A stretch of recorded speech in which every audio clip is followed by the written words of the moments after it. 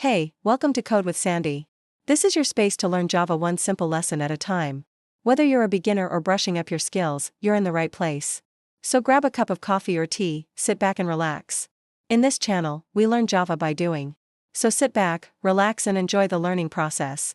We'll start with the basics and take it from there. And don't worry if you don't know anything about programming. This channel is for you. So hit that subscribe button, like this video and let's get started. In this video, we'll explore some essential concepts in Java. No matter where you are in your coding journey, you'll gain practical skills that you can start applying right away. So are you ready to start your Java journey? Let's go. Okay. Discover events and event handlers, explore object-oriented design, learn how to identify objects, classes, and members of a class. So ito yung magiging natin. So for graphical user interface, of course, ito yung isa sa mga way natin para makapag-accept tayo, makareceive tayo ng inputs coming from our users. Previously, we are using console, okay, doon sa ating mga programs para makapag-accept or makareceive ng inputs.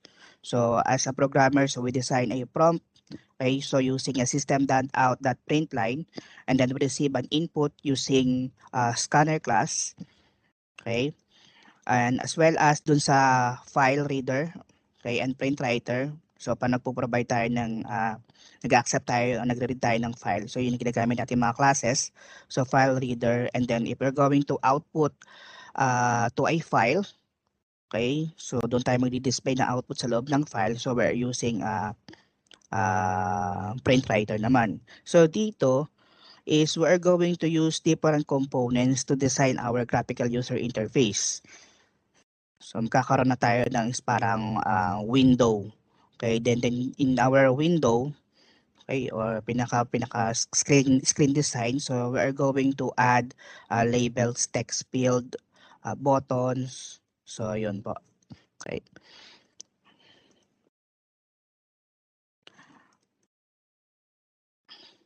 So here is a sample output na maaari nating gawin later. So we have here area and perimeter of rectangle. So this one is a J-frame. Okay, so ganito yung kanyang itsura for a J-frame. So meron din siyang control icon. Okay, so meron icon, and then meron siyang title. So title bar, and then meron tayong minimize, maximize, and close button. And next is, so meron din siyang border, so you can maximize or you can resize your window, okay, your J-frame, so by dragging lang yung ating window kung gusto mo siyang, kung hindi naman nakaset or hindi naka-fix yung ating height and width ng ating frame. Okay, and then we can add other components such as pwede tayo mag-add ng iba mga containers. Okay, containers such as yung mga panel, okay, mga J-panel, and then other components such as yung labels. So yung labels is usually ginagamit natin as our prompt. Dito natin i-include ano yung magiging instructions na para sa mga users natin. And then of course, we are going to have a JText field. So for the JText field, so pag mag-accept tayo ng input naman, so dito natin ilalagay. And usually for a JText field, it will return a string value. So lahat ng in-input niyo do, regardless kung siya is text, okay, or numbers, so especially for the numbers, so i-read siya as text din. So you need to use conversions pa, okay, para convert yung input natin from string into numerical values. And another is of course yung ating mga buttons. Okay, so add to content pane later po. So to create a window na pinakita kanina is we're going to use a J-frame. So again, for a J-frame, so it's measured by a pixel, yung ating height and width. So it depend doon sa magiging resolution ng inyong screen kung gaano yung window na pwede nyo i-create with your J-frame. So attributes associated with the window. So again, we have the title bar, okay, and then you have the width and the height. So to create a window using a JFrame, so we need to create or we need to use the class JFrame.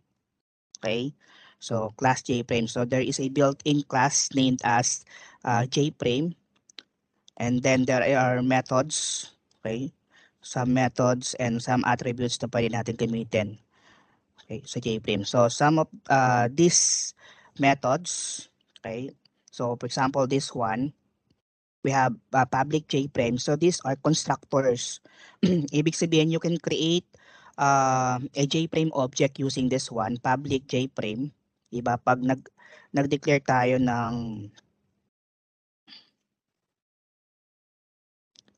So pag nag-declare tayo ng object ng JFrame, so pwede nating i-type is so JFrame FRM is equals to new JFrame. So pwede rin naman na JFrame FRM is equals to new JFrame, and then for example my window. Okay. So dalawa yung constructor na pwede nyong gamitin if you are going to create a JFrame. So according to this, so meron tayong constructor na walang parameter. So ibig sabihin wala kayong argument na i-provide like this one. So ito yung ating naging instantiation for creating an object of JFrame. And then we have another option is ito yung gagamitin natin constructor wherein there is a text or where there is an argument sa loob na ating JFrame constructor. Okay po. So yung ating my window, ito yung mag-a-appear sa kanyang title bar. Okay. So for this object, itong naunang declaration natin para magkaroon siya ng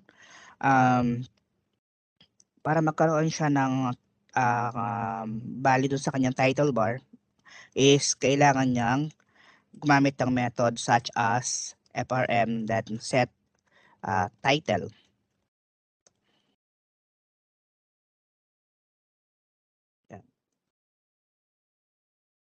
So ganito yung magiging kasi dito pag ito ang ginamit mo, automatic meron ng title sa kanyang title bar. While dito so wala pa ang laman, yung kanyang parang default value lang yung ating JFrame. So para magkaroon siya ng another title, so ito pwede mong gamitin yung method na under ng ating JFrame which is yung set title. So we have another method which is set size. So if you want to set kung paano magkano kalaki, okay, yung ating magiging JFrame, so you have to use this method, set size. So it is void. Nakikita nyo sa declaration ng ating method na set size, public void set size. So int w then int age. So wala siyang keyword na static. So you need to use the object para tawagan siya. For example, frm.set size, then you need to provide yung pixel for the width and a pixel for the height. So for example, 300 by 400. So ito yung magiging size ng ating frame. Okay po. So next method is, ayan, we have the set title. And then next is, para mag-appear yung ating frame sa ating screen, is we need to call the method set visible. Okay, so set visible, and then there is a parameter here that you need to provide a value, a boolean value. It's either true or false. So if you're going to set a value to false, you want to hide. Okay, you want to hide your JFrame form or your window. So kung gusto mo siya maging visible, you have to change the value to true. And as well, it is an instance method, so wala siyang keyword na static, so you need to use its object name which is frm dot set visible. Okay, so true. Yes, Fidelmar. Sir, medyo nako-confuse lang ako, sir. Yung set, sir, yung set title, set size, siya yung mga methods default ng methods ng JFrame. Pero yung sa Yes. taas, sir, yung JFrame FRM, nag-create tayo ng object ng JFrame. So Kasi let's sir, say, yung nakikita ko sir yung dun sa ano sir, sa PowerPoint. Doon mm, ako medyo nalito sir kasi parang sa akin, ang pagkakaintindi ko sir yung set visible parang variable lang ng or name lang ng method. ah, Pero yun sir, yung dyan, yan it na is yung a method method. mismo. Apo. So Okay, let's thank you say, sir. open natin yung IntelliJ. Let's say, diba, dami ko ng program. Sample GUI 4. So dito sa sample GUI 4, so public static. Nakita nyo ba guys?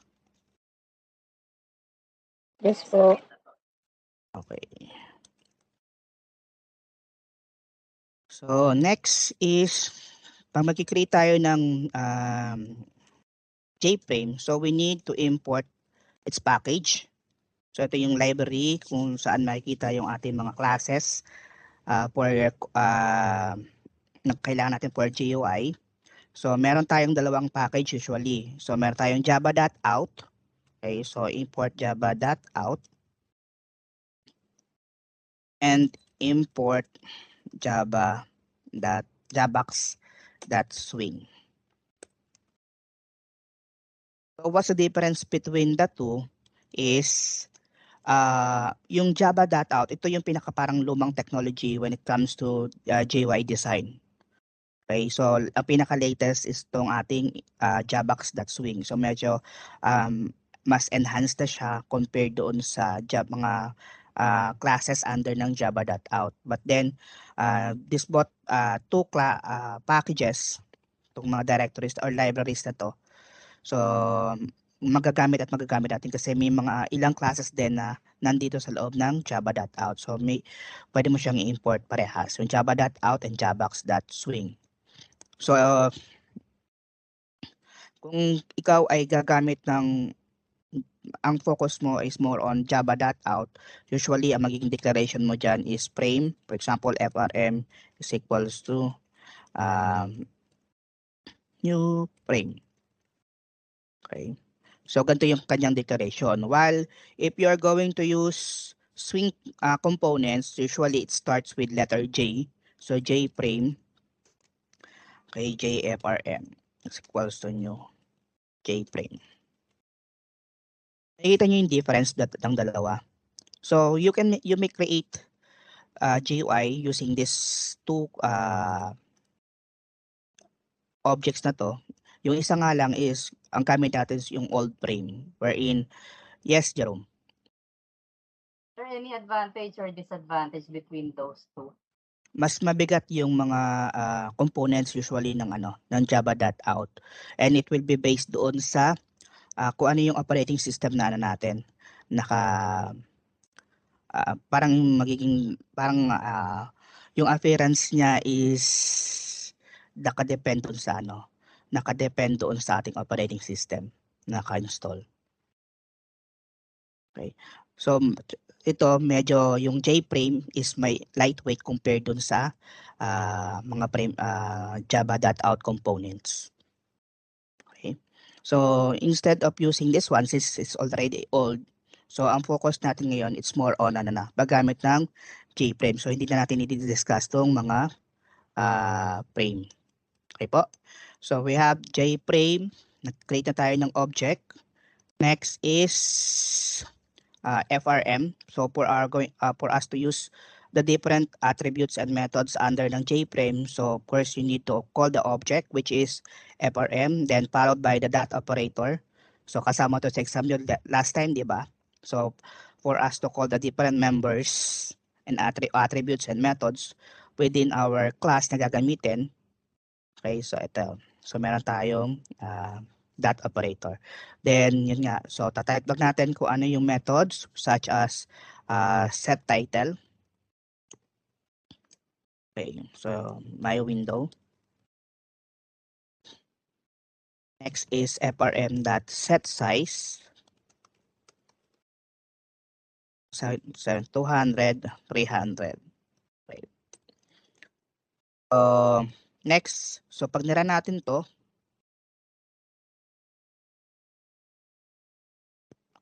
So wala kang output na makikita kasi hindi mo pa tinatawag yung method na set visible. So you need to type frm.set visible, and then next is true.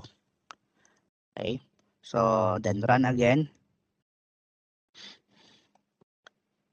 So ito na yung itsura niya.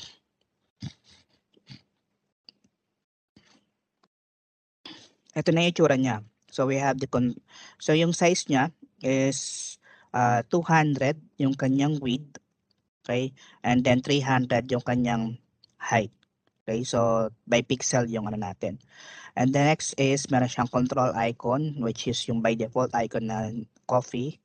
And then ito yung item title, so hindi nyo makita, so you can resize your window.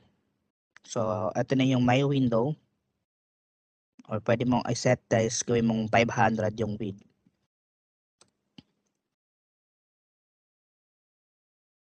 Stop ko na. 500.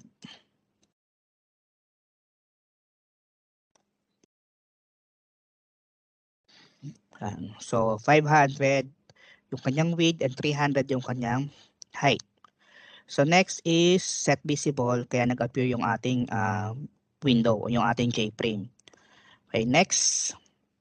Ano yung pa pwede nating lagay? So frm dot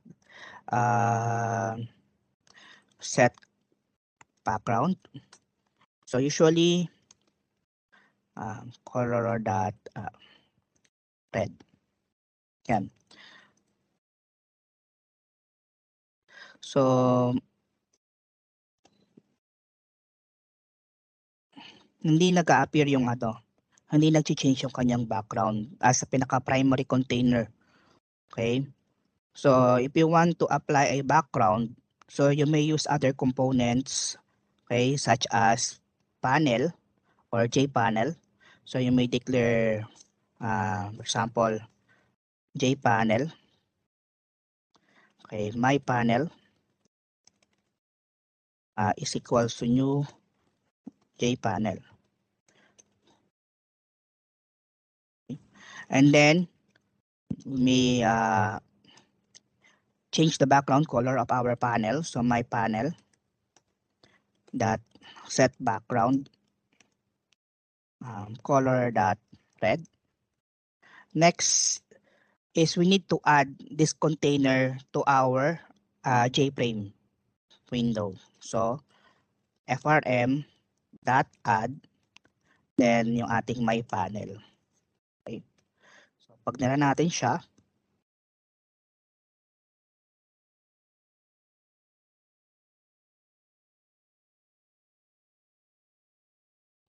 ito na yung magiging itsura niya. So yung ating my panel, yung isang container, the difference of a funnel to a JFrame, ang panel is wala siyang border.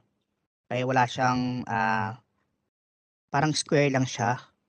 Okay, so this one is a container na pwede mong ipasok within our JFrame. At the same time, together with our JFrame, so it could also contain other components such as yung mga labels, text field. Okay. Yan. So next, pag close natin to, so automatic hindi pa siya nag-stop. Okay? So makikita nyo naka-ongoing, naka-run pa rin siya. So hindi pa siya totally nagko-close. So for us to totally close our program, so we may add a method frm.set default close operations. Yan. Set default close operation, then jframe.exit on close. So, ito yung mga pwede natin usually na gawin sa ating window. So, pag nira natin siya, close. So, stop na ngayon yung pinaka main program. So, pag nilagay natin siya ng set default close operation. Naintindihan po, guys?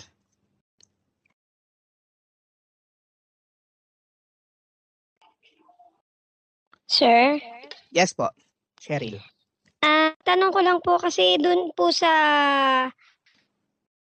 paggawa nung sa HTML, kung kagaya rin po ba doon na yung halimbawa po sa color is acceptable po yung code Ng CSS? instead po dun sa red, mayroon po kasi 'di ba sila minsan ibang color na choices. Apo, pwede ka po mag-create ng color. Which is color is under ng, it is also a class which is under ng java.out. So color is equals to new color. And then you may set the kung anong color.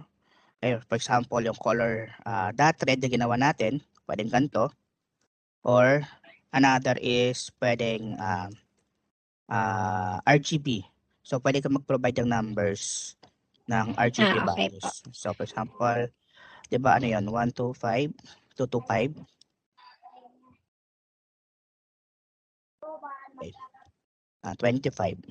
Yan. So lagay natin dito sa taas. Saan yung ating panel? Yan. So instead na color red, so pwede natin ilagay dito is yung object ng C for our color.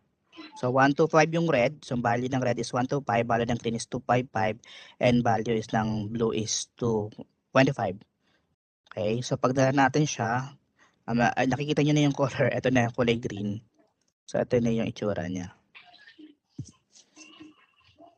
Okay po.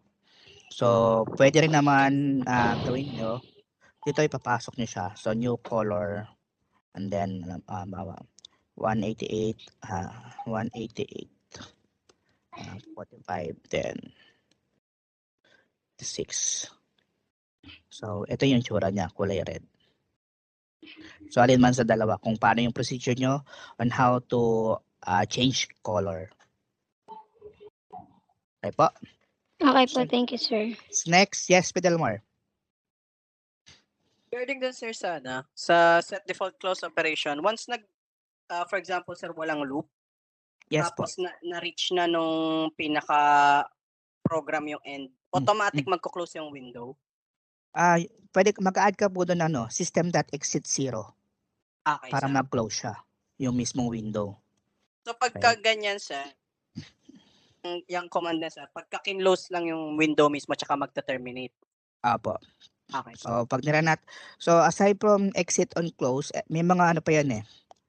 Ito, dispose on close, hide on close, do nothing on close. So ito yung mga pwede mong i-apply. What will happen doon sa window once you close or click the X button doon sa ating frame. So do nothing. Walang mangyari. Hindi pa mag-stop yung program. Parang naka-hide lang din siya. Okay. Hide on close. Similar lang sa ano. And then yung dispose on close kasi usually may mga meron tayong tatawag na mga garbage collection, okay, sa Java. So lahat ng mga ino-open natin mga variables and ino-open natin mga objects, so automatic nag-generate siya ng garbage values. Okay? So yung mga garbage values na yun, usually ito yung mga nagpapabigat doon sa ating mga programs. Nagpapataas doon sa mga sa memory natin. Kaya may times na pag nag-create tayo ng mga objects na ganito, we may use dispose na method ng ating object or ito. So automatic i-close na ngayon doon sa i-clear niya ngayon sa garbage collection yung object ng ating JFrame. Pero mostly ang ginagamit natin for exiting or closing our window is exit on close. Ito yung pinaka default. Okay? So tignan muna natin yung ibang mga methods. So we have the set default close operations. So meron siyang integer value, okay, operation. Pero as you can see, what we written here or what we typed here is a value of jframe.exit. So as you can see, yung ating exit on close is written on as uppercase. Okay, kaya ibig sabihin this one is a default value. Okay, yung exit on close, meron siyang numerical value na instead of typing, for example, typing 1. Ganyan. So, yan. So, type natin yung jframe.exit on close. Okay po. So next method is wala lang. Okay. So yan yung typical na methods na pwede nating gamitin for JFrame object. So two ways to create a window. So first way is to declare object of type JFrame, instantiate objects, and use various methods to manipulate a window. Katulad ng ginawa natin dito.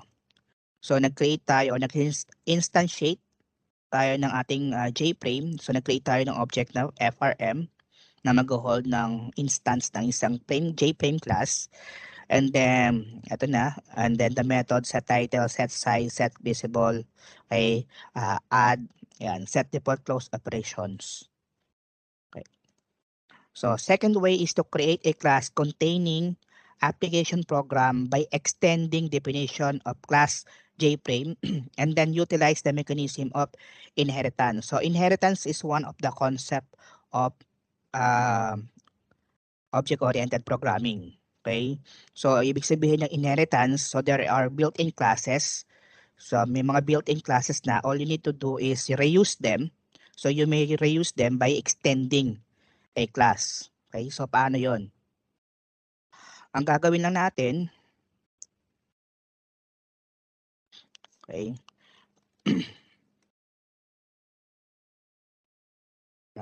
Right.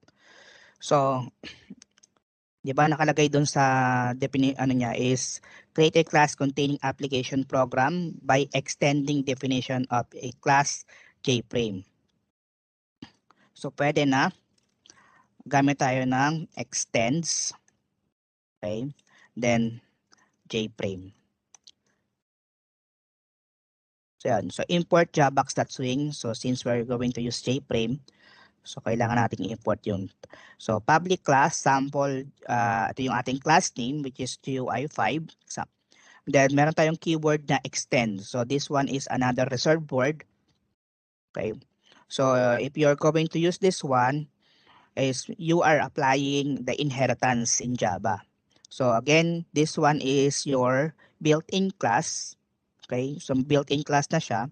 And all what you're going to do is you want to customize this JFrame by your own. Okay, so yung customization mo mangyayari sa kanyang subclass. So this will become your super class. So ito yung ating super class o pinaka-parent, magiging parent. So whatever na ano yung quality, ano yung characteristic, ano yung attributes, ano yung mga methods meron kay JFrame is mai-inherit ng ating class sample GUI5. So kanina nakita nyo lahat ng mga methods and attributes meron kay JFrame. So using inheritance, using extends, so yung sample GUI5 natin is magiging siyang JFrame. So next is we may create constructor. So for a constructor, pwede tayo mag-type. Type natin dito is sample GUI5. So yung rules ng constructor is, so wala siyang method type. Yun yung magiging difference niya doon sa mga normal methods. So wala siyang method type. So nakalagay lang is public. And then yung ating constructor name, so for the constructor name, it should be the same as your class name. Okay. So a constructor is also a method. So as you can see, so it ends with an opening close parenthesis. So kung na-observe niyo mostly yung ating mga methods ay meron siya laging opening close parenthesis. So sample GUI5, a constructor, it is also a method. The only difference is wala siyang nilalagay na static na keyword at wala kang nilalagay na return type such as void, string, and so on and so forth. Okay? So what is the purpose of a constructor? So using a constructor, you may use this one to initialize all the attributes, okay? All the attributes ng ating JFrame. For example, we're going to add a button, okay? Or ano ba? Yung ginawa natin kanina, for example. Okay?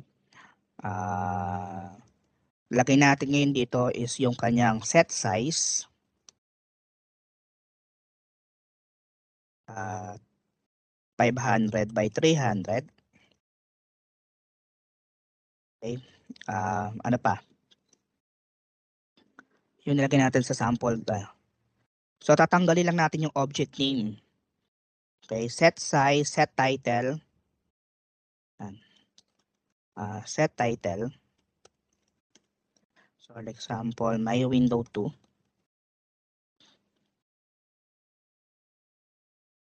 Okay. Set visible para mag-appear yung ating J-frame. Set visible, then true.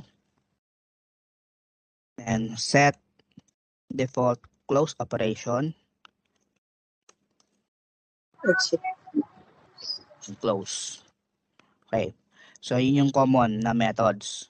So, ano pa ba ang lagay natin? Wait, sorry. So, set visible, set size, set title, yan, set default close operations. So, pag nirun natin to, hindi pa siya actually mag-run. So, we need to call this one sa ating main method. Public static void main string args. And then we need to create an object of our sample GUI. So, pwede mong gawin is ganito. Sample GUI 5. Your object name is frm is equals to new sample GUI 5. Okay. So, tinatawag mo ngayon dun sa ating main function or main method. So, we have an object frm. Okay, sample GUI 5. So, automatic pupuntahan niya yung constructor. So, ito yung mga laman ng ating constructor. So, set size niya is 500. So, 300 yung kanyang height. May window yung kanyang title true. Set visibles true. Set default close operation exit on close. So, pag nira natin siya. Okay. So, ito yung kanyang itsura. So, may window.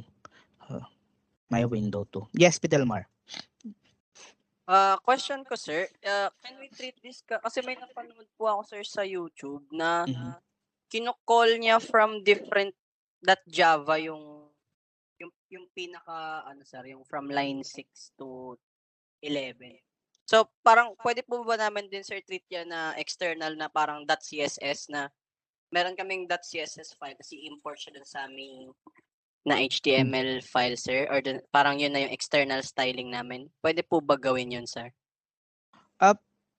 Pwede naman pwede halimbawa ito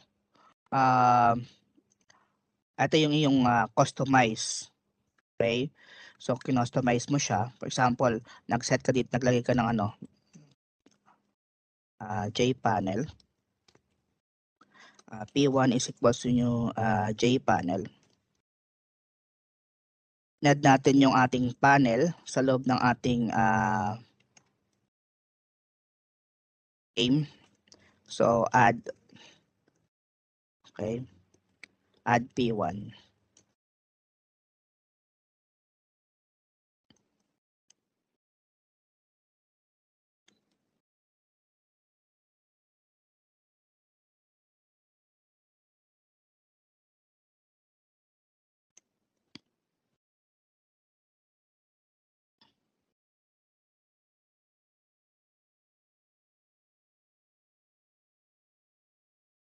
Okay. So yan. So meron siyang blue. Now, pwede mong gawin is ito yung magiging pinaka-default mo and you want to customize your sample GUI 5. So, pwede mong gawin is you're going to also apply yung inheritance sample GUI 6. Okay. Then, gagamitin mo is extends. Okay. So, hindi JFrame kundi yung may sample GUI 5. Yan.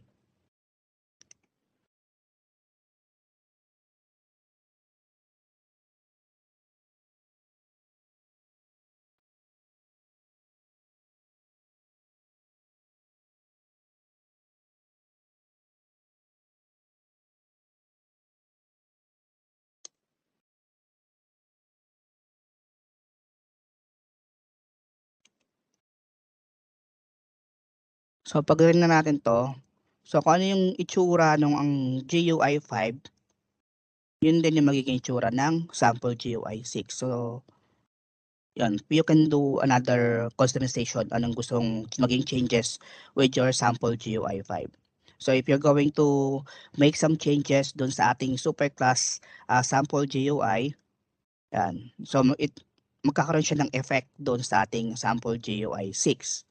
So, sabi mo nga is, ang question mo is it's possible ba na you can incorporate other class, mga customizations, yung mga classes. Possible din naman na pwede mo siyang tawagin with your classes. Kung saan yung mga locations niyan, yun. So, if you want to customize a color, you want to create a class of color, na nag-extend sa color and do the customization, so, pwede possible naman po din yun sa Java. Tama ba? Ganun ba yung ano mo? Sorry Pa sir, ganun. Yung kasi nakita ko lang sir, niran niya yung GUI niya sir. Yung yan lang, ganyan lang sir, 3 line lang. Opo. Pero may customize yung window na ginagawa niya. Oo, kasi so make sure na yung niraran niya na class, okay? Sample GUI 6 FRM is equals to new sample. So make sure existing to, or you can import kung saan yung location. Lalagay mo dito yung package. Okay? Kung anong package, anong folder, makikita yung class na gagamitin mo. Okay? Yung mga kinustomize class mo. Declare mo dyan is package, and then yung package name, and then import. Yan. So kahit ganito lang yung line mo, magra-run pa rin siya. Kasi there is an existing sample GUI class sa na nakita niya within this folder. Okay po. So, more examples pa tayo. Sir, pwede po pa-paste po nung code sa chat box sir para matry namin kung nagana po siya sa JB Droid. Thank you po. Try mo natin itong isa.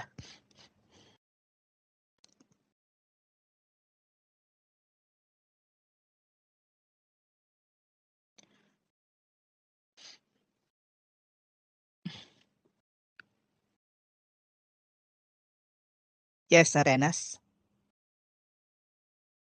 Sir, question lang po. Yes po. Kasi ito po bang public static void kung sakaling magkapalit-palit sila ng pwesto dun sa baba ng panibagong another comment? Wala pong issue. Magkakaroon po ba na? Wala pong issue yun. Kung sino po yung mga naunang method.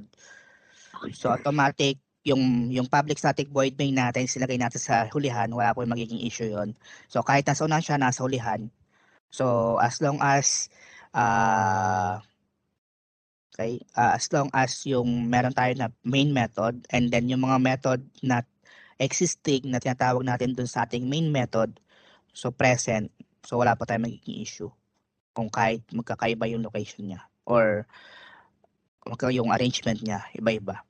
Okay? So make sure to use proper blockings or yung paglalagay lang ng begin at end.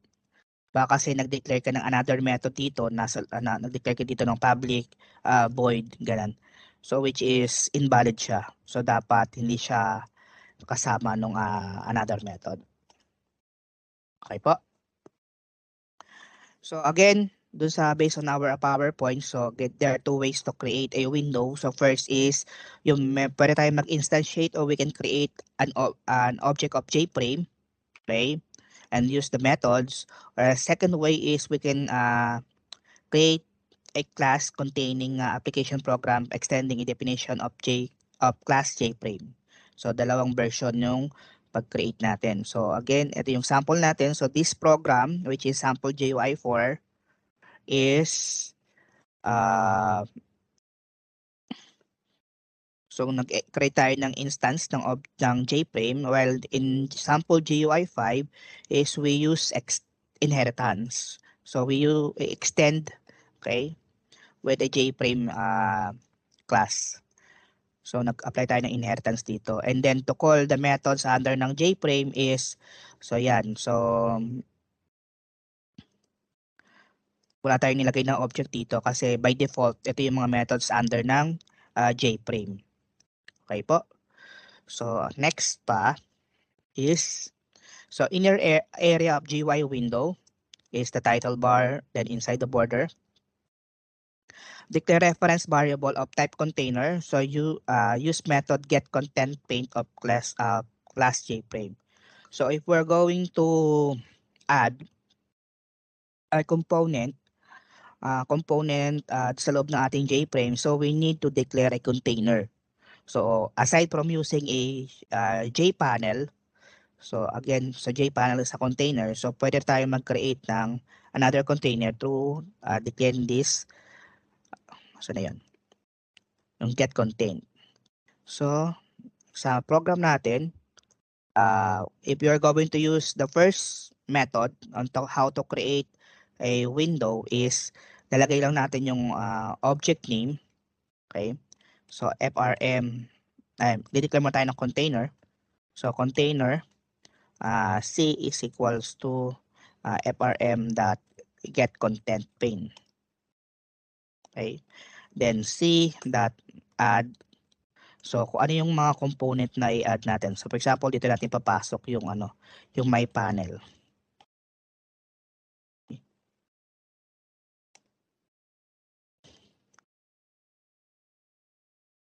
Container.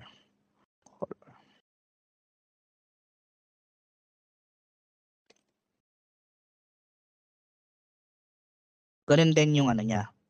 So container C is equals to new frame dot get content pane, then C dot add my panel.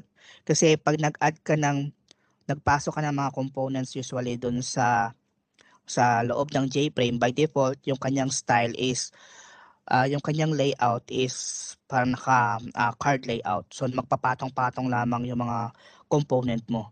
Okay, parang cards.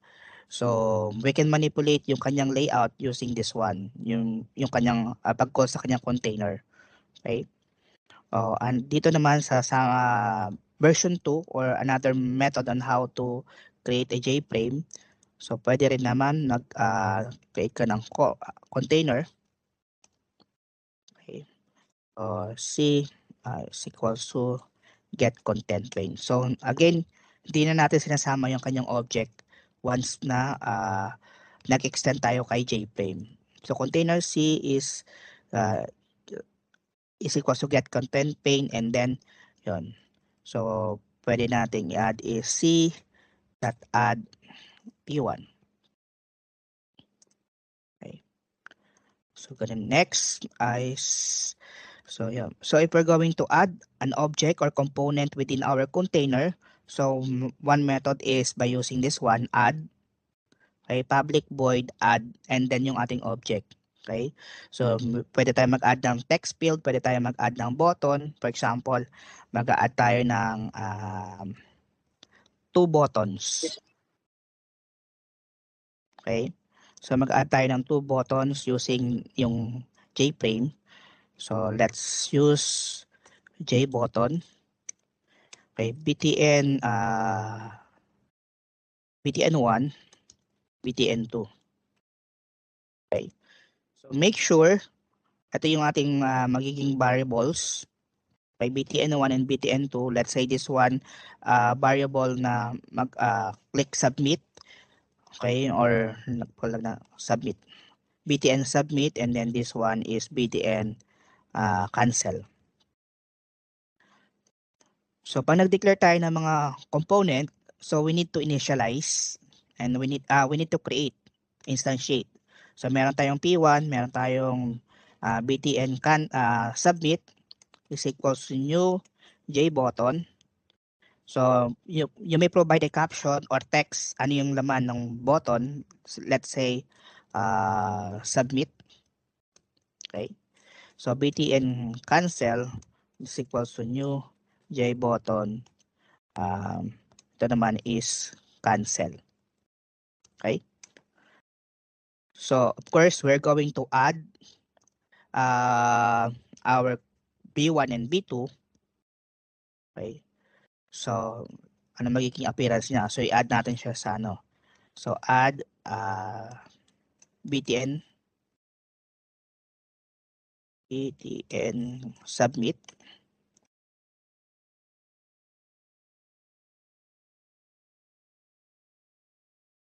PTN cancel. So if we run this one,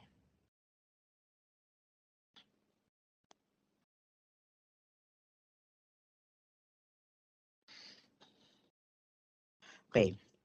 So ito yung naging itsura niya. So by default again, ang JFrame is ang layout niya is naka-default as card layout. Nagpapatong-patong yung kanyang patong-patong yung kanyang object. So we can change yung kanyang layout. So by calling the method set layout. Okay. Pwede sa loob ng frame or pwede sa loob ng ating container. So see that set layout. Okay. And then yung ating mga layout managers. For layout managers, meron tayong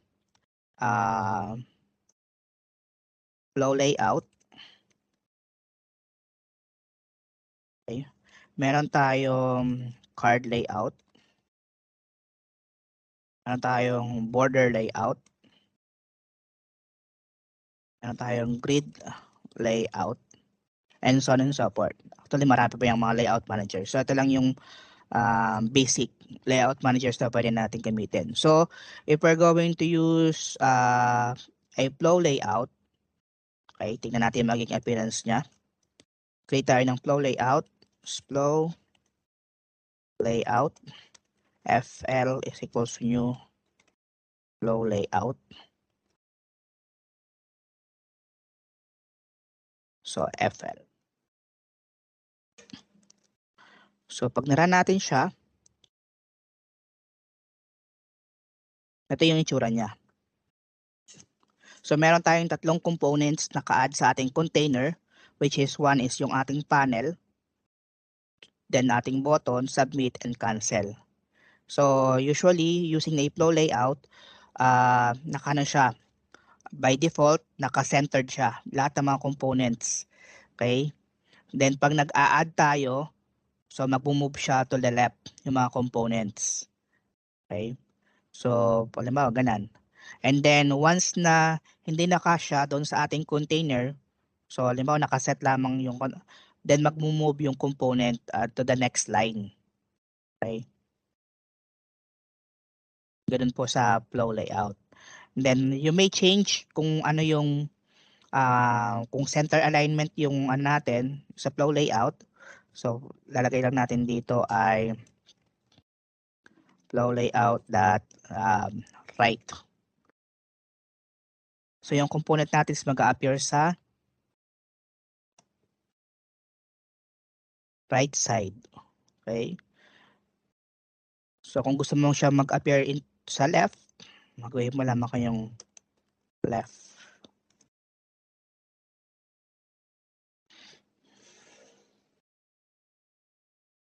Ito po. Okay? So flow layout. And then center.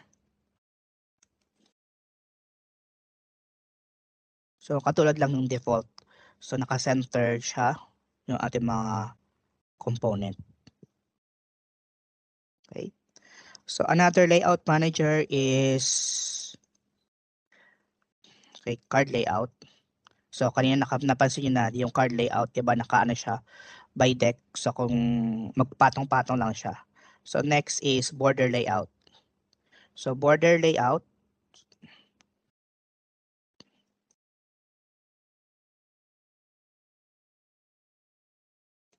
BL is equals to new border layout, then BL. Okay. So set layout is yung ating border layout. And then dun sa adding ng components, so you may place yung component natin into north, south, east, west, and center. Okay? For example, yung P1 natin, ilalagay natin siya sa center. Okay? Yung button submit natin, ilalagay natin siya sa sa south. Okay. Next. So yung button cancel natin lagay natin sa right. Or bago natin ito gawin natin right. Ito lang. Okay. East west pala. East. Yung isa is sa west. Okay. So pag nira natin siya,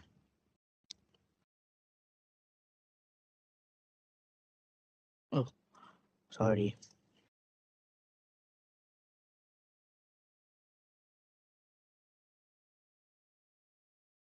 Ayan. So ito yung naging positioning ng ating mga components. So meron tayong, yung cancel natin is nasa west. So east, west, so north, and then south. So ito yung center. So yung ating J panel is nag-appear siya sa center. Okay? So kung gusto mo yung J panel is mag-appear sa north, so papalitan mo lang siya nun. Okay? So north.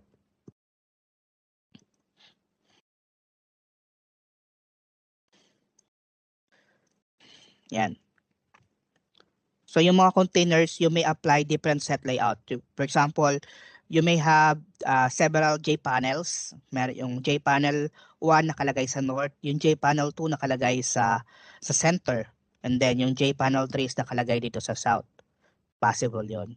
And then each J panel has their own components, yung mga text field, yung mga buttons, so pwede mo siyang ilagay doon. So let's say yung ating yung ating button, so instead na mag-a-appear siya sa loob ng ating container, is mag-a-appear siya sa loob ng P1. So P1.add. Okay. Button submit.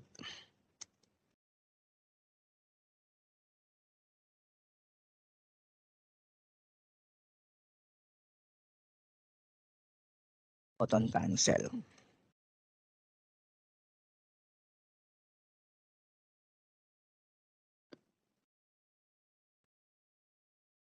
Okay.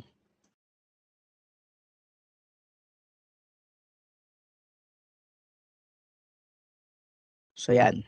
So yung button natin is nakapaloob sa loob ng panel natin, which is yung object natin is P1. So ito yung submit and cancel. Okay. So pwede tayo mag-add ng another panel. So lagay tayo ng P2. And then si P2 is meron siyang color na yellow. Set background para makita nyo lang. Okay, so color dot yellow. And then si P2 is i-add nyo ngayon siya using the border layout. So si P2 ay nasa center.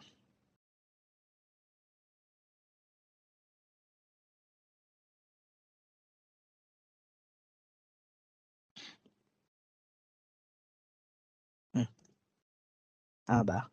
Ayun, hindi ko pa na-add si ano, sorry. C.add P1.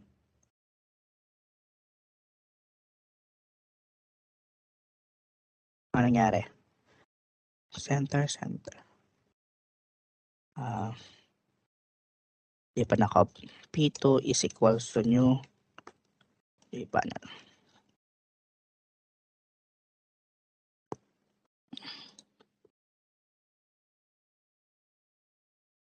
Yan. So ito yung appearance niya. Okay po.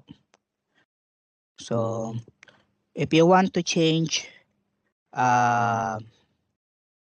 let's say mag-add tayo ng another button.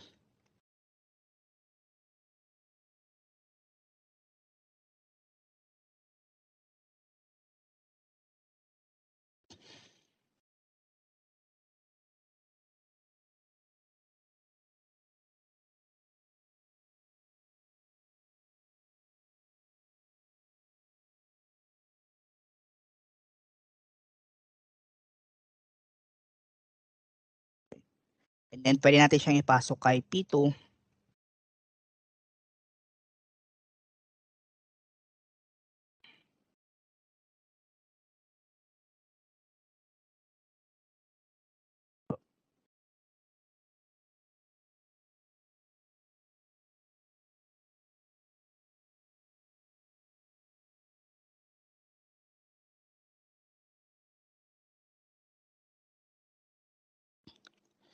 So, ayan po yung magiging itsura niya.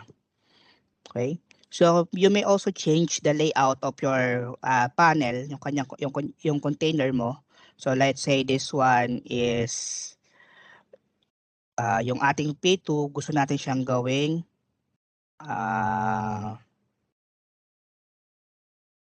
border layout din. Okay? So, gagawin mo lamang is P2 dot set layout. So, yung papalitan mo ng layout is yung panel.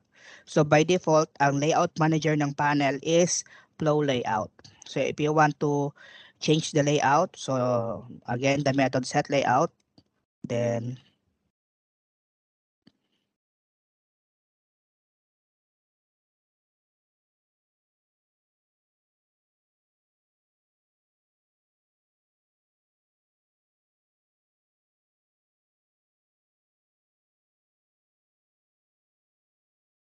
so, lagay natin siya sa south.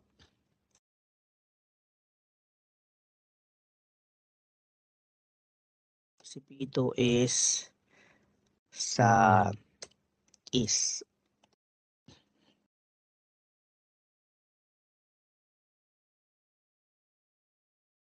Ito po yung naging arrangement ng ating mga component.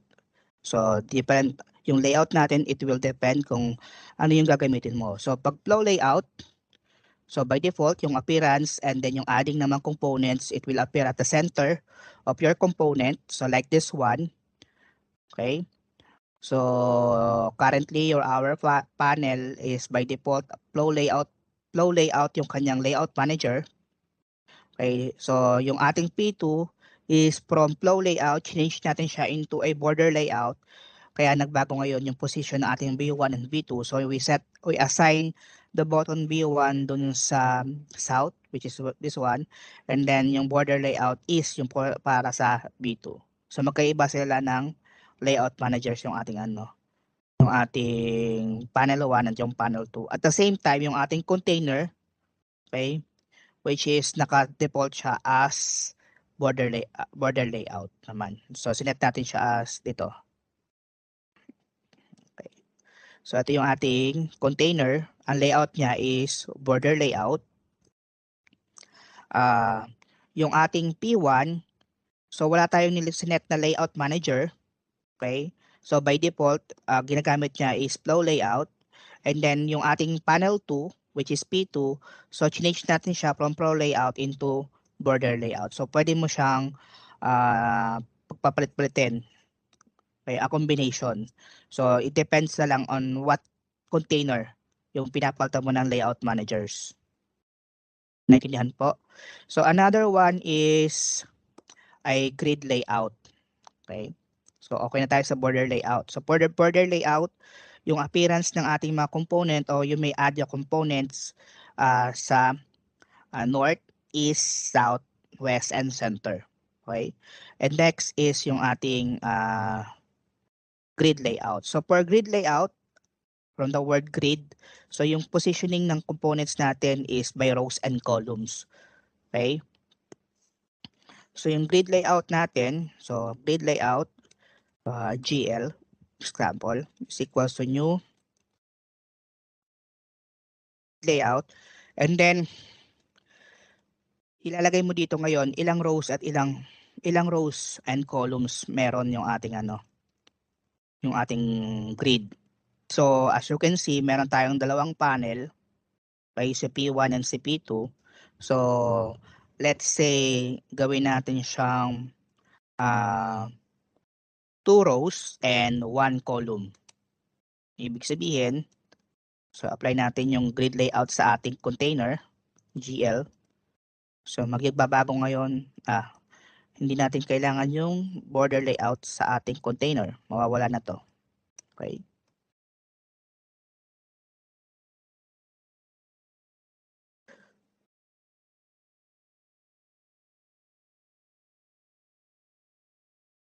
Yan. Naka-arrange siya in 2 rows. Yung ating panel 1, so row 1, and then yung panel 2 sa row 2. So baguhin natin ngayon yung column natin is 2. So 2 columns and 1 row.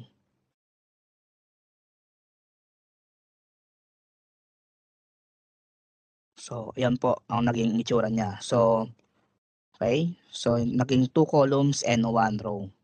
So yung panel 1 natin and then yung ating panel 2. Okay po. So ito yung ating mga layout managers na pwede nyo i-apply sa ating mga containers. You may apply this sa loob ng ating frame or J-frame, sa loob ng container, sa loob ng panel. Okay. So, next po is natin. So okay na tayo sa set layout. So J-label. So label objects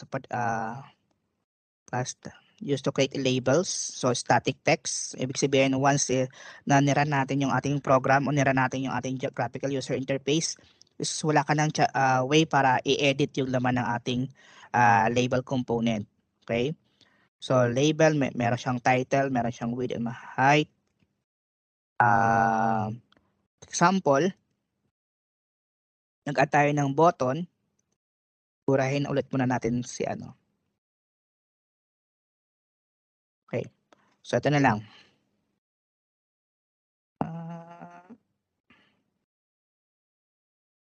Yan. So I have here sample layout again, a sample program, sample GUI, extends JFrame. So meron tayong button, BTN1, BTN2, and then meron label, JLabel. So LBL1, LBL2, LBL3, and then meron tayong text field. So text field, TXT1, TXT2, and TXT3. So ang intention ko dito is this program will accept two integer values. Okay, and then kukumpute niya ngayon yung sum, and then i-display niya ngayon yung sum. Okay? So i-run muna natin para makita niyo yung output. So yung output ko dito mag-drag. Yan. So yung size niya is nakaset siya.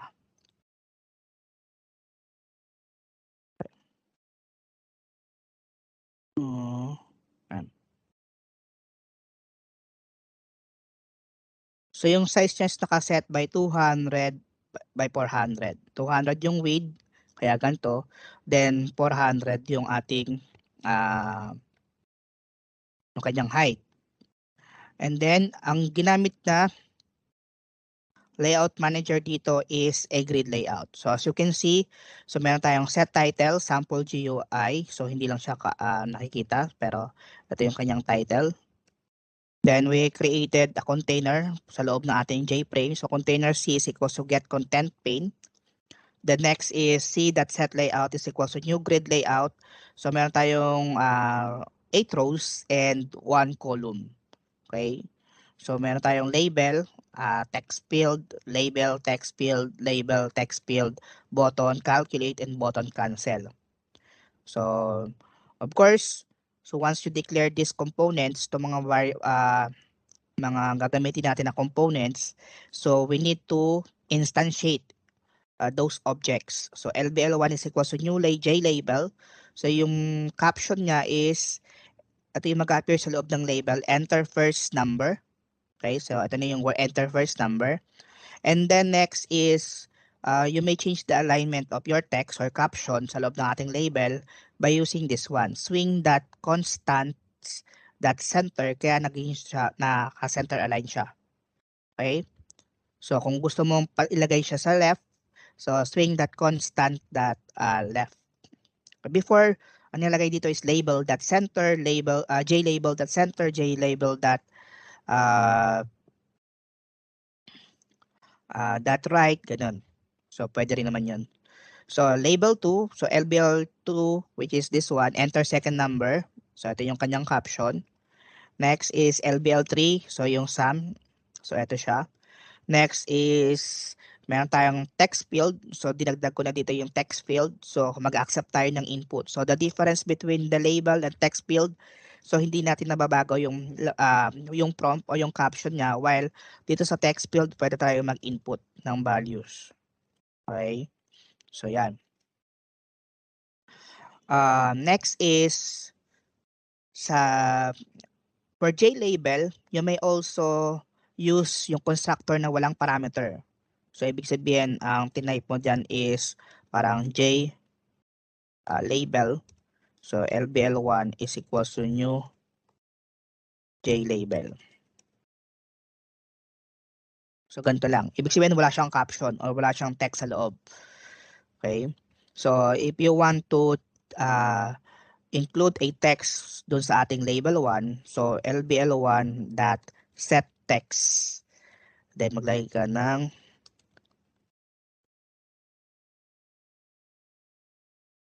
yan.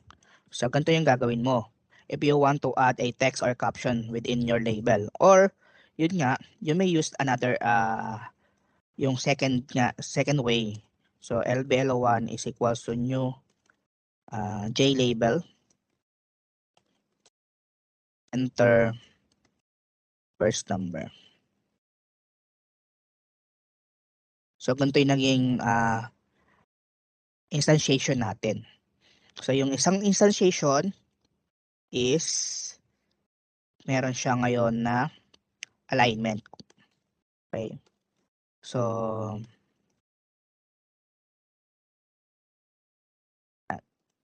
you may use alinman sa constructor na gagamitin mo. You may use this one. You may use this one na mag-accept ng isang parameter o isang argument.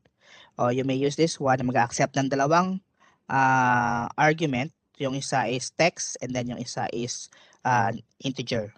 O yung value ng center, left, and ng right. Okay po. So dito, ito yung kanyang declaration, ito yung kanyang initialization or instantiation. And then for text field, we assign a value of 10. So 10 columns lang yung allowed. Okay. Sa loob ng ating JText field. So yung magiging size niya is for 10 columns. The next is button. So PTN is equals new button, calculate, and then cancel. So yun yung nakita natin sa ating output. So calculate. So yung ating text field, so by default, so parang white color lang siya.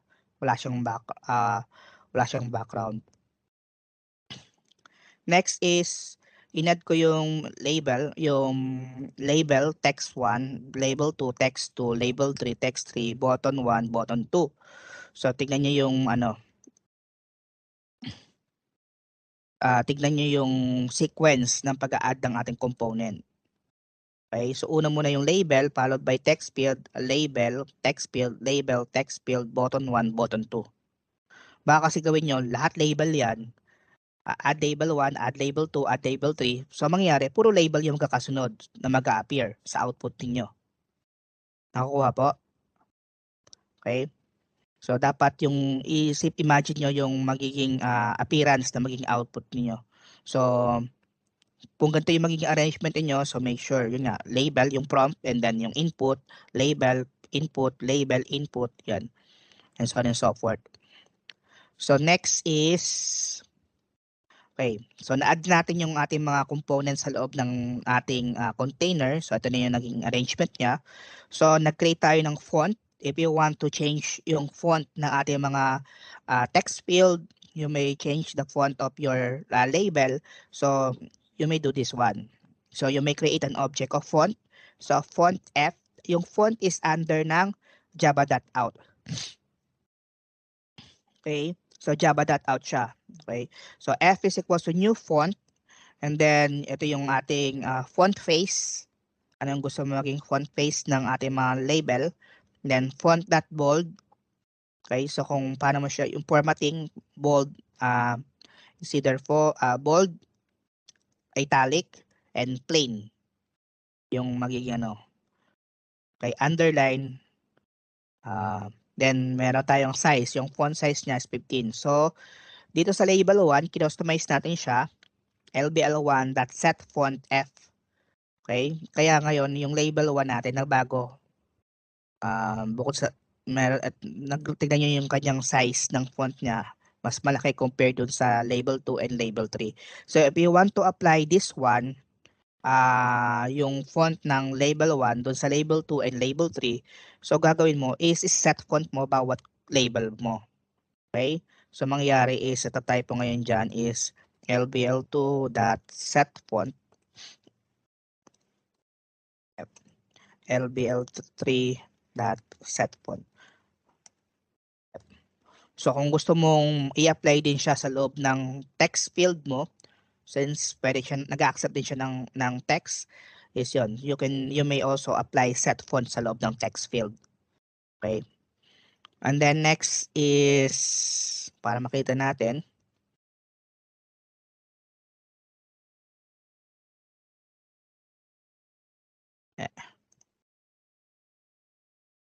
so yan. So lumaki na yung ating text pero hindi siya naka-center kasi hindi natin include dito yung center.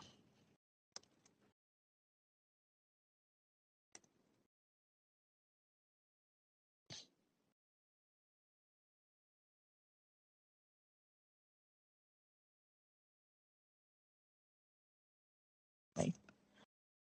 So next is pwede rin tayo mag-change ng background ng ating text field. So text1.set background, then yung color. Again, kung ayaw mo nung colors na nandito by default, meron tayong color yellow, blue, okay, red, black, cyan, dark gray, gray, green, light gray, magenta, orange, pink, red, white. So yun yung default colors niya na pwede mo so gagamit ka ng RGB. Okay, so if you want to use other colors aside from this. Okay, so next is set background. Okay, so next is meron tayong nakalagay is add action listener. Yung add action listener natin actually, if we're going to include an event, okay, so gusto natin magkaroon ng event, what will happen if you click the button calculate, what will happen if you click the button cancel, o yung nag-input ka ng text sa loob ng ating text field, so you may include event. Okay, ano yung mga klase ng event natin? Meron tayong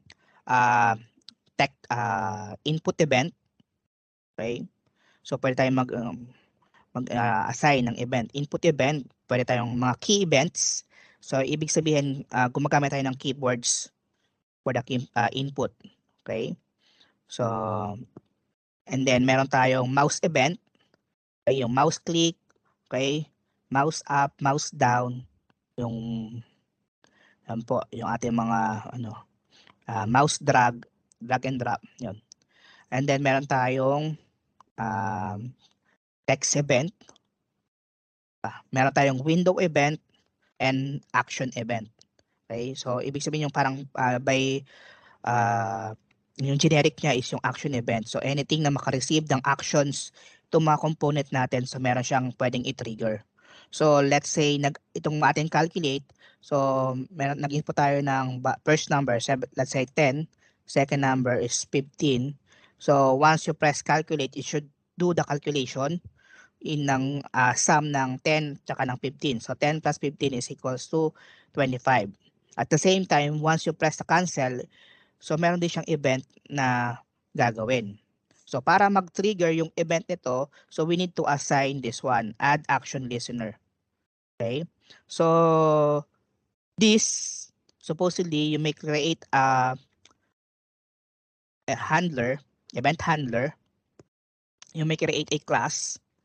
So doon mo ilalagay yung yung procedures and what will happen once you click the button btn1. So dito, instead na nag-create ako ng separate class, is nilagay ko na lang siya within our codes. So btn1.addActionListener this. So once you add the add action listener, okay? So pag mag-add tayo ng event add action listener, you must also apply this one, implements action listener. Okay? So the difference between the two, yung extend is application of inheritance, while this one is application ng interface. Okay?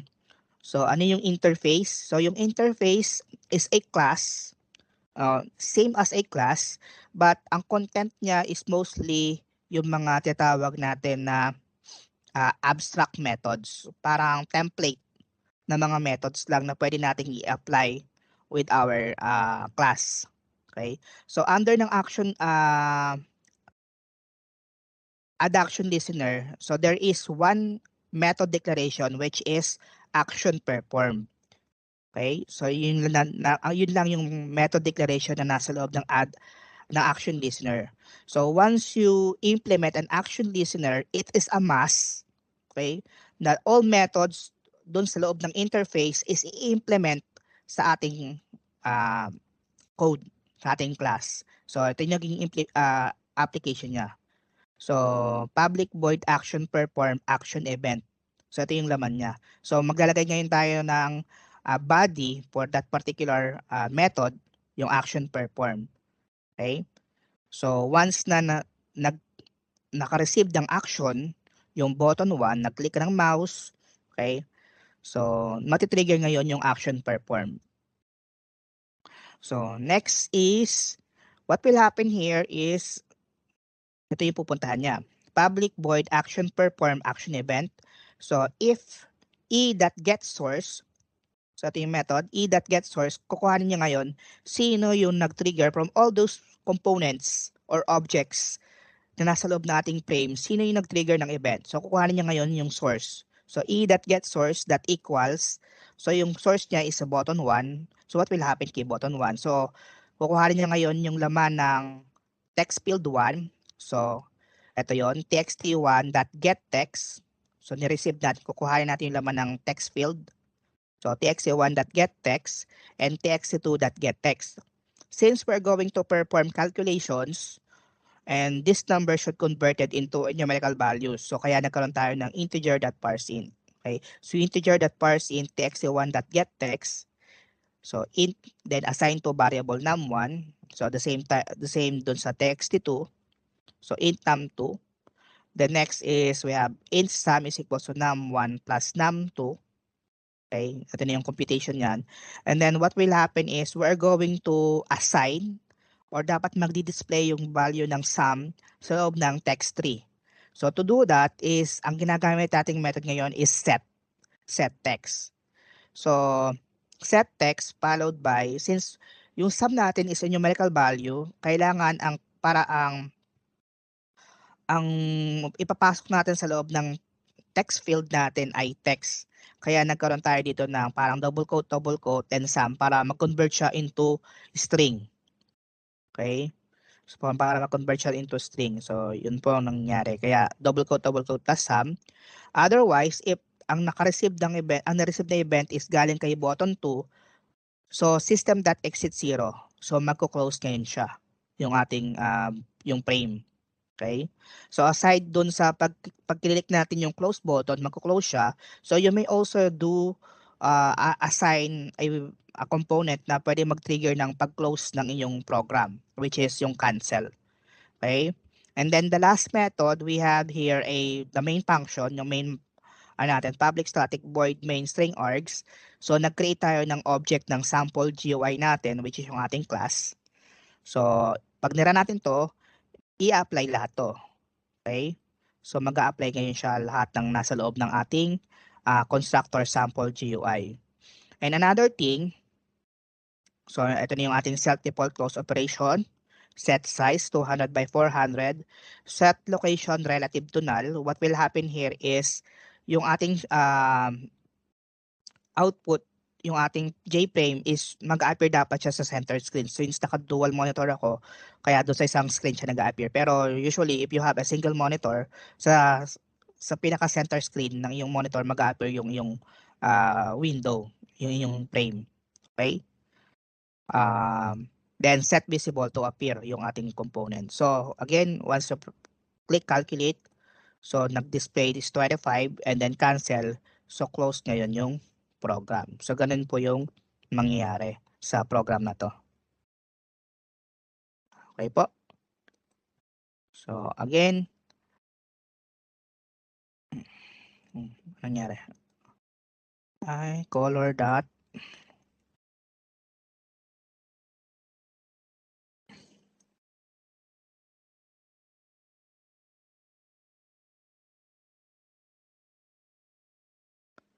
Yan. So doon tayo balik tayo sa grid layout manager, sa set layout. So as you can see, nakaano siya, 1 column and then 8 rows. So gusto natin palitan yung ating grid layout. Gusto natin ay nakaano siya, 2 columns and 4 rows. So gagawin natin, tama ba? 4 kasi 8 siya eh. So 2 rows and 4 columns. 2 columns pala.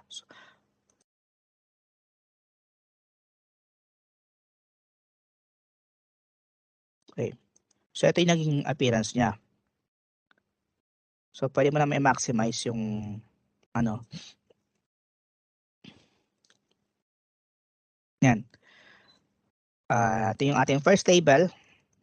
Text field, second label, text field, sum, third table. Okay, hindi tayo nagdagdag ng value, nag-error. So, ito po. And then, yan. So, kung gusto mo magkaroon ng gap between our components, you may assign yung gap. Okay? So, let's say sa flow layout natin is okay tayo ng 5 pixel and then 5 pixel away. Horizontal gap and vertical gap between our components. So, pag nara natin siya,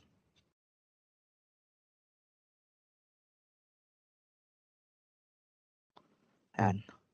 So, makikita nyo, meron na siyang, sa label hindi lang siya makikita, pero dito sa text field natin, makikita nyo, meron na siyang gap.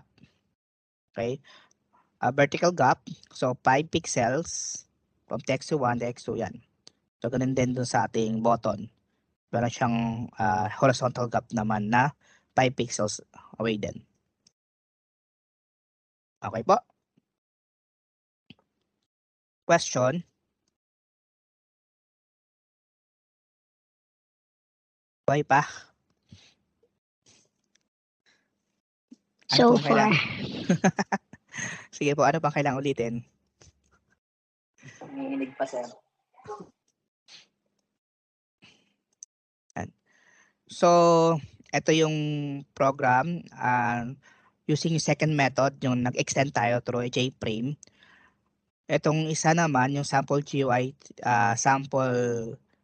3 ko na example is instead of JFrame, ang ginawa ko naman is JFunnel. So, parang similar lang din dun sa previous program. So, JFunnel naman siya. So, ganun din, nag-create tayo ng buttons, nag-add tayo ng components, nag-add ng event. Okay, BK button 1 and button 2. Then, meron din tayong action perform. What will happen here is, dun sa previous program natin, ang laman ng main method natin is isa lang. Diba? Which is yung new sample GUI. So, niload niya yung sa loob ng ating constructor. So, dito naman, so parang ang ina-apply niya ngayon is yung first method ng pag-create ng JFrame. So, nag-create tayo ng ating JFrame form object. So, ito yung instantiate natin. And then, sample GUI 3, nag-create tayo ng object na ating current JPanel. Okay? Then, in-add natin yung ating panel sa loob ng frame. Then, select natin yung size, select natin yung close operation, at select natin yung kanyang visibility to true ng ating frame object. Okay? So, yun yung difference niya. So, alin man sa dalawa, paano ka saan sa'yo mapapadali yung pag-design ng iyong user interface. So, yung pinaka-main, initial niya dito, yung second, didesign nyo muna sa loob ng panel, tsaka niya in-add yung panel sa loob ng isang J-frame form. So, dito naman, sa unang design natin is yung J-frame, sa J-frame, to our J-frame, doon pinasok na natin yung nag-create tayo ng panel, nag-create tayo ng panel object, and then pinasok natin ngayon. Or pwedeng ganun ang gawin. So mag-declare tayo ng JPanel, private JPanel P1 or P2, then add natin to mga components na to sa loob ng JPanel. Alin man sa dalawa.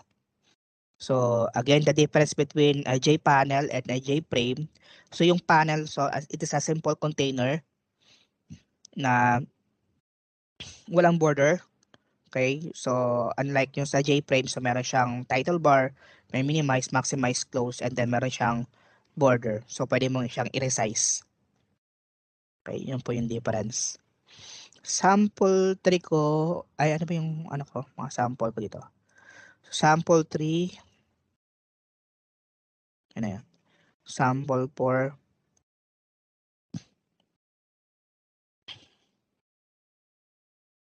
kanina. Okay po. So, ganun lang. So, ano po yung nasa PowerPoint natin? So, we have a label. So, ito yung mga constructors ng ating label if you are going to instantiate a label. So, you may use this one, JLabel with a string value. Or pwede rin naman yung ating second na merong string and then alignment. Okay? And then you may also add like an icon. So JLabel, then string, and then icon kung gusto mong mag-add ng image sa loob ng label. Okay? So medyo baka next meeting ko na gawin. Yung pag-add ng label, ng icon or ng image sa loob ng sa loob ng label. Okay? I-recall ko lang. Nakalimutan ko na. So, next is align. Or, yan. So, another is, sana yun? Yan. So, through icon lang yung pwede mong i-add sa loob ng ating JLabel. So, next is JText field. Muna tayo sa JText field. So, ito yung mga constructor na pwede mong gamitin for your JText field. So pwede mong i-declare yung columns, ilang columns lang yung per JText field. Okay? And then pwede ka rin mag-assign ng string. So ibig sabihin once you run your program, automatic whatever na nilagay mo na string value sa loob noon is yun yung mag-appear with your JText field.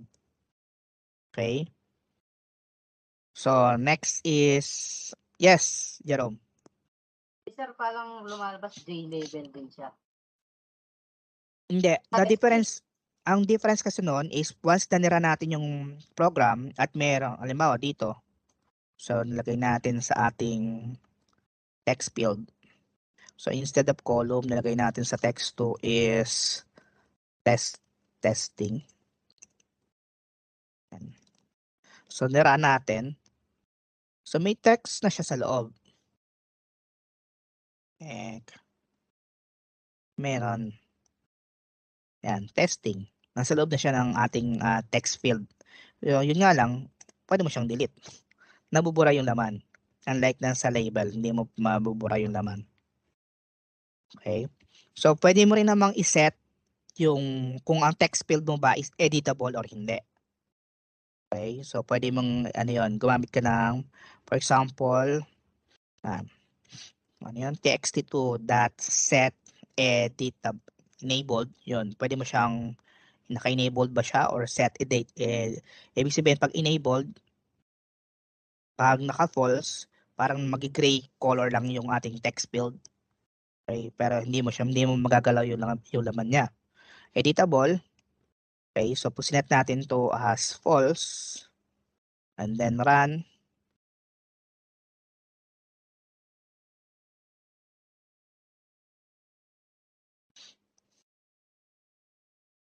Yan. So, kahit i-delete mo yan, hindi madi-delete. Hindi may edit yung laman ng ating text field once you set the method set editables ng text field mo. Kuha po.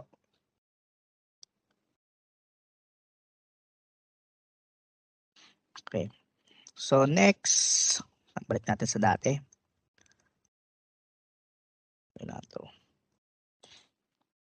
Halimbawa, yung button 1 natin, gawin natin disabled. So, btn1.set enabled to false. Okay. Yes, Cheryl. Paano po sir kung halimbawa ikaw po yung mag-i-input ng number doon sa first number and sa second number? Make sure na meron kang text field na para doon sa ano. And then naka-enabled siya, enabled as well as the editable para makapag-input ka ng number. Yan, hindi mo lang makita pero nag-input ako ng number. Pero kung sinet mo siya, yung editable mo is to false, hindi ka makapag-input ng number dyan. Okay, pag nakaset siya sa false. Pero since ginawa ko na siyang true, pwede ko na siyang erase, pwede ko na i-edit yan, yung laman ng ating text field. So yung button natin naka-disabled. Yan, can. Okay, so hindi ko siya makiklik kasi naka-disable yan. So you may do this one, o kung kailan dapat siya naka-enabled, kung kailan siya dapat naka-disabled. Okay, so halimbawa, hindi pa siya nakakapag-accept ng input. So disabled muna siya. Once na completed na, okay, completed na yung ating input, so pwede siya mag-enabled. So pero yon, to do that is you need an event na pwede mag-trigger kung kailan siya mag-enable, kung kailan siya mag-disabled. Okay po? So, probably by next meeting po. Tingnan natin. So, break natin ng true. Ano pa? So, break natin yung ating PPT ulit. So, next is, pwede rin ganito, yung JText field natin. So, dalawa yung kanyang parameters. So, yung una, yung string, yung text, yung pwede nating input at the same time, pwede rin mag-set ka ng number of columns. Okay? So, if you want to add, okay, a text, magpapasok ka ng text sa loob ng text field mo or ng label. So, set text. If you want to get, okay, if you want to get yung content o yung laman ng ating text field, so get text ang gagamitin mo. So, meron siyang, mag-return siya ng string. So, you need to assign a variable na naka-declared as string. So, check nyo yung kanyang return type. Yan. So, we have editable. Yan. So, you may also add or implement an action listener dun sa text field. So, instead of having a button, so, tinanggal mo yung button, automatic, pwede rin naman mag-trigger ng event yung text field mo, ng action event. So, yun nga lang, every type mo doon, pag nagta-type ka, may nagtitrigger siya lagi ng nagtitrigger lagi siya ng action. What if madami kang ita-type? So, lagi siyang So, it depends doon sa purpose ng component mo. Then, JButtons. Okay. So, yun. Ito yung mga method natin for JButton. So, you may also add an icon instead of submit, instead of cancel na text or word. So you may add an icon. Okay? Icon yung nasa loob ng ating JButton. Then next is yung JButton string. So pwedeng string and then at the same time may icon. So set text and get text. Kung gusto mong i-retrieve ano yung laman ng text field mo. Okay? Ng button. And then, yan. Kung gusto mo siyang i-rename o gusto mong paltan yung caption ng button, so pwede mo siyang through set text. And pwede mo i-retrieve yung laman ng na caption ng yung button through the method getText. So, handling an event. Okay, so again, you may add an event to to all of the components in your Java, but then it depends. Depends. Meron tayong action event, meron tayong window event. Ibig sabihin window event, yung window closing. So ibig sabihin once na click mo yung close button. So pag nag-close yung button, ano yung kanyang dapat na i-trigger? Window close. Halimbawa pag na-close na yung window, so then window open. So pag nag-window open, ibig sabihin anong pwede ninyong ma-trigger, ano yung gagawin once na nag-pop up na yung window o na-open na yung window. Okay? So, yun. So, meron window event, meron tayong action event, meron tayong input event, text event, mouse event, yan. Mouse motion event, yan. So, by next meeting siguro po yung mga events natin. Handling event, so yan, we have action listener. So, ang ating action listener is under ng package ng java.out.event. So makikita nyo dito sa taas. Yan. java.out.event. Then action event and then java.out.event.action listener. So ito is under ng event package. java.out.event. Hindi lang siya java.out. Okay, java.out.event. Okay. Ibig sabihin, sa loob ng Java, meron pang folder, merong out folder, and then meron pa siyang event folder. Nandun yung action listener class. Okay po. So, class action is a special type of interface. So later, so pagdating natin sa object-oriented, then it contains action performed. So again, for an interface, so all the abstract methods na tinatawag natin, such as action performed, must be redeclared or i-declare natin doon sa ating program. I-implement natin siya. Lalagyan natin siya ng body. Kasi ang tatawag natin mga abstract methods is wala siyang body, wala siyang implementation.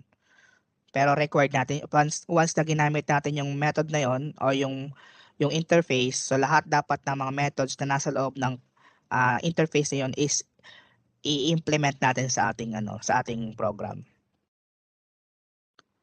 Okay, so here sample natin. Siguro lang to. Assignment nyo na lang since mahaba naman yung bakasyon nyo. Okay, so lang, may sample code ba dito nito?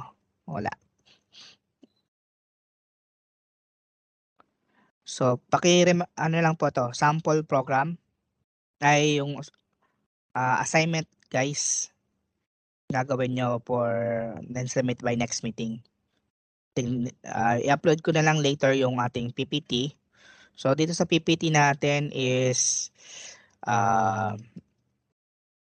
meron na ibang discussion about yung next topic natin about object-oriented design. Okay. So, sama ko na rin siya. So, next meeting na siya. So, again, your assignment is you're going to do this one. I-upload ko na yung sample program na ginawa natin. Yung nandito, sample. Lagay ko na lang sa anong week na tayo ngayon. Week 6. Pa-check na lang po doon sa folder ng week 6 yung ating mga ginawa kong program para i-try nyo po later. Doon po sa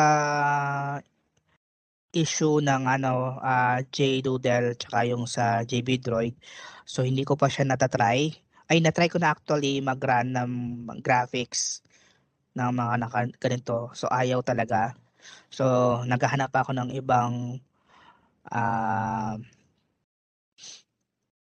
mga applications na pwede mag-run ng mga merong GUI. Yes, Nelmer. Meron ka ba? Idea? Sir, ayaw din siya sa JB Droid, sir. Ayaw din. Oo, na-try ko nga din last time sa JB Droid. Parang ayaw nga. Yung mga J option pane ayaw din. So, talagang kailangan natin ng laptop or naka-desktop at install yung mga IDEs natin such as NetBeans or atong IntelliJ or JCreator para makagawa Sir, tayo ng mga GUI projects. Yes. sir, may link po ba kayo sir na pwede namin makapag-download kami ng NetBeans at saka IntelliJ? Pwede pong sa Google, search mo lang Java NetBeans or Hindi, sige po. Meron daw si Owen. Ayun, thank you, Pres. Yun nga, usually kasi lahat naman to is free to download. So search nyo lang Java installer or Java So meron kayong mga pwede makita doon about mga iba-iba mga IDEs. Okay. So for NetBeans, medyo mabigat-bigat siya. Pero ang kagandahan lang sa NetBeans, later. Later baka kasi ganun na yung gawin niya eh. So pag NetBeans na magda-drag and drop na lang kayo. So for now, ang gagawin natin ay through codes yung designing. But later, we will proceed dun sa paggamit sana ng NetBeans na meron siyang applicable sa kanya yung drag and drop. Okay po. Reminder na lang na ngayon pa lang pag-isipan nyo na yung supposedly yung project ninyo na for finals. So since we are already in GUI, so conceptualize nyo na siya ano ba yung gagawin nyo. You're going to proceed with games, are you going to proceed with an application or standalone applications developed using Java. So yun po. Pag-isipan niya ngayon pa lang para meron na kayong project. Yes, Jerome. Individual, sir, ko. Apo. Check ko lang ulit ha. Parang alam ko individual eh. Sana yun?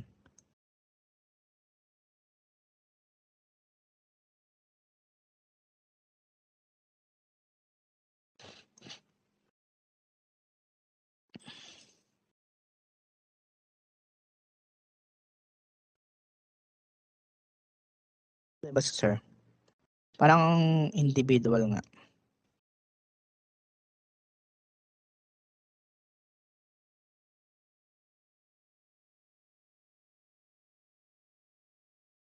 Okay, ko lang, upload ko na rin to later. Okay pa. So, i-confirm ko pa kay last, sir. Para nakalimutan ko na kung individual ba siya or sorry. Sign of aging. Individual or group.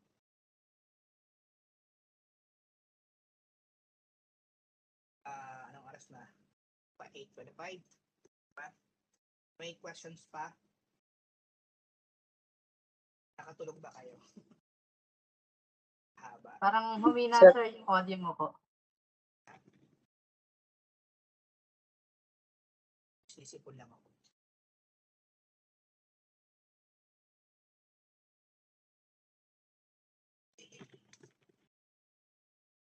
Hello, sorry. Nataas pala yung Yun. May questions pa?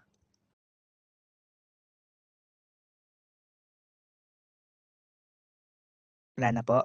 Sige po, paki-open na lang lahat ng cam. So, pwede na tayong umuwi. So, kung may questions, PM na lang po sa chat. Kaya doon sa sa GC. Snip ko.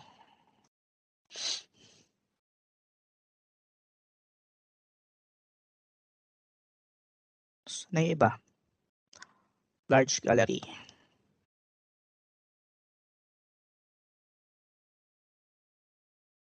Walang. Apa ba? So, picture 1, 2, 3.